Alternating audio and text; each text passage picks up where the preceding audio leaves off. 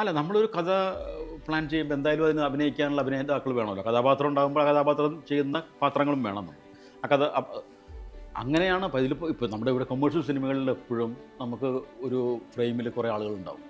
Means ആ സിനിമയുടെ behind the സീനിൽ അല്ലെങ്കിൽ പ്രീ ഷൂട്ടിൽ നമ്മുടെ കഥ തിരക്കഥ ചെയ്യുമ്പോൾ പ്രൊഡ്യൂസറും അദ്ദേഹത്തിൻ്റെ ആ പടത്തിനുള്ള ബഡ്ജറ്റൊക്കെ അനുസരിച്ച് നമ്മൾ പലപ്പോഴും അതിലെനിക്ക് മോസ്റ്റ് ഓഫ് ദ ആർട്ടിസ്റ്റുകളും വരുന്നത് അതൊക്കെ പരിഗണിച്ചിട്ടാണ്, ബന്ധങ്ങൾ പരിഗണിച്ചിട്ടാണ്. ഒരു 20 അല്ലെങ്കിൽ 10% മാത്രമേ ഉള്ളൂ നമ്മൾ ആ ക്യാരക്ടറിന് ഇന്നാളെ തന്നെ വേണം എന്നൊക്കെ പറഞ്ഞ് വരുന്ന സമയം. അസ്കർ ഇതിൽ വരുന്നതെന്ന് വെച്ചാൽ അസ്കർ നായകൻ എന്ന് പറഞ്ഞാൽ നമ്മളിത് പ്രീഫിക്സ്ഡ് ആയിരുന്നു. അസ്കറാണ് ഇതിൻ്റെ നായകൻ എന്നുള്ളത് പ്രൊഡ്യൂസറുടെ ഭാഗത്തുനിന്ന് അങ്ങനെ ഒരു സജഷൻ ഉണ്ടായിരുന്നു. അങ്ങനെയാണ് അസ്കർ വന്നത്. രാഹുലിൻ്റെ അഭിനയത്തിൻ്റെ മികവ് കൊണ്ട് തന്നെയാണത്.